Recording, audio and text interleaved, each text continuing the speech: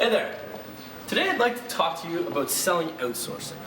Specifically, I want to look at it in the context of the Canadian real estate environment and how project management firms can actually sell their product to the REITs, or the real estate investment trusts. So before we get started, let's define a project management firm. A project management firm is a group of individuals that contract out their expertise in a specific industry. You know, specifically looking at the REITs, when we consider project managements that they would actually outsource, is actually the buildings that they want to bring online. So they would actually contract out a company whose responsibility it would be to actually hire all of the builders, architects, engineers, and ensure that all the materials are brought to the market on time. Historically, REITs have outsourced their project management to firms that specialize within these given areas. However, recently we've noticed that there's been a trend where a lot of REITs have started to in-house their project management. This has become a big threat for a lot of project management firms as well as their sales teams. So why are the REITs internalizing? Well, there's three reasons. The first is the shareholders.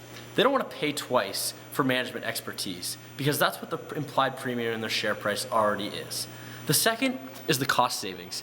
As these REITs grow larger and larger, the economies of scale have evaporated in the project management firms, and they can actually capitalize on the cost savings themselves. The third is the fact that these companies want to portray a consistent corporate image. By building their own buildings every single time, they're able to create a consistent and coherent image across all of their properties. We just heard from Will 3 reasons why insourcing is a viable option. But there's major risk involved that we must account for. An example that I'd like to look at is the Colchester Hospital in Truro, Nova Scotia. Originally, the budget started at $125 million and grew to $180 million due to mismanagement of contracts involved.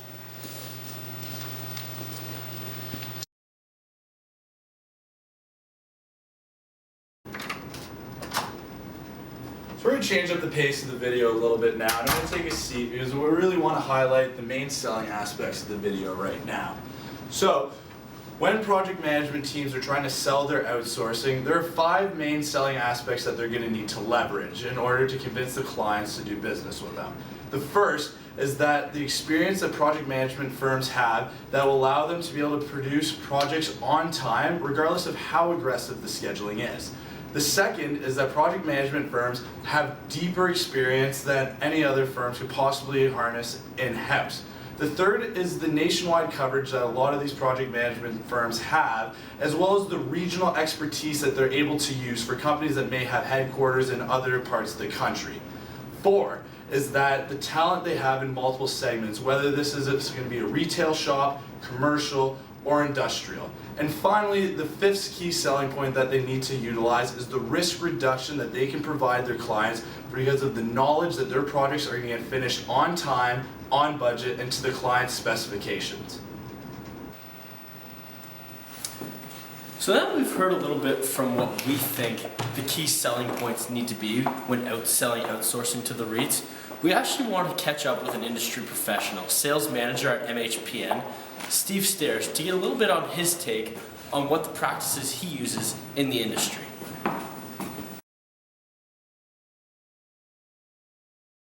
So, what I coach our sales team to do is to do their homework. So they need to know the company, know what makes them tick, get at their business plans, get at their expansion plans, all that sort of thing. Know the people, know who they are and where they came from.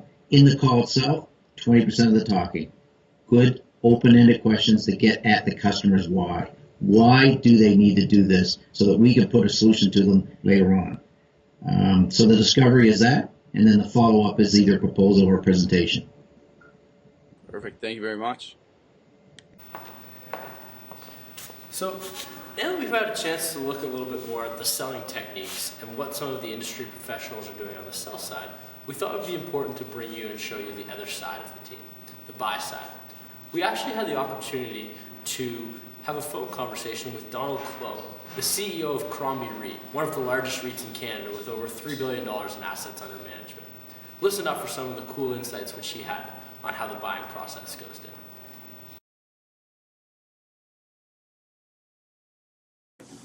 We asked Mr. Klo what a project management firm would have to do to get his business to outsource.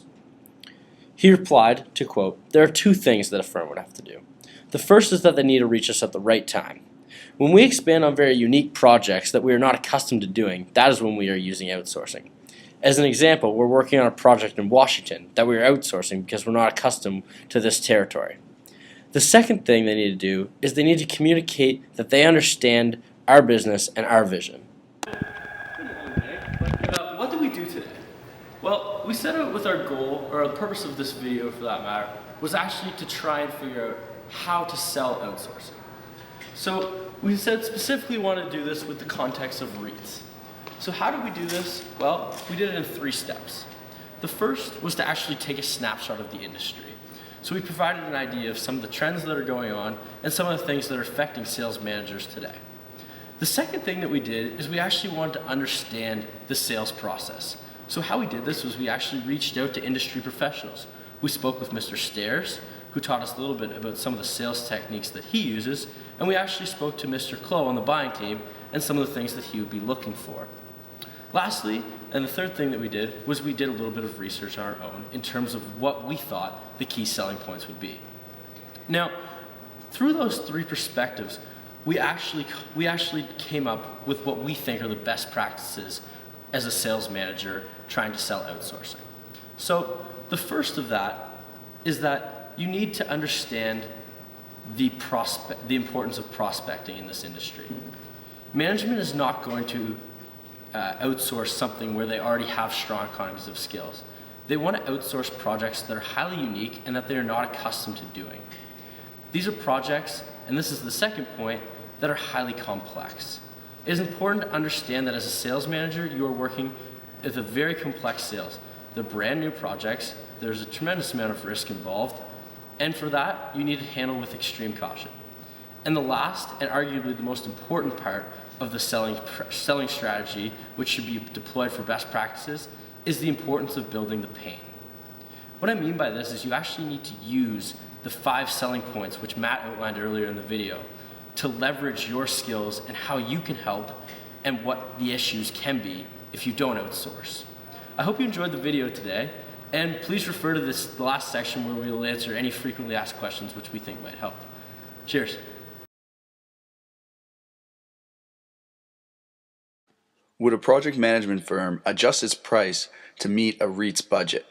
With our discussion with Steve Stairs, we found that a project management firm would not adjust its price. What it would rather do is adjust its product offering so that it can meet the right price point. The reason it won't adjust its price is because it does not want to show that it has an inferior product. What is the competitive landscape outside of insourcing? Outside of insourcing, there are many other project management construction firms across Canada. To name a few, there's Jones Lang LaSalle, SNC, Pavital. So along with competing with the insourcing and their capabilities, you have to be aware of other companies' proposals. How do project management firms learn about a new project? Most of the times clients will reach out to the project management firms asking for a proposal. But in the case of some REITs that are starting to insource, firms have to be more proactive. They have to have information hubs that allows them to see if there is a company in an industry that is looking to expand or build a new building. At this point, they'll have to reach out using their network or cold calling and try to get a meeting set up with this client.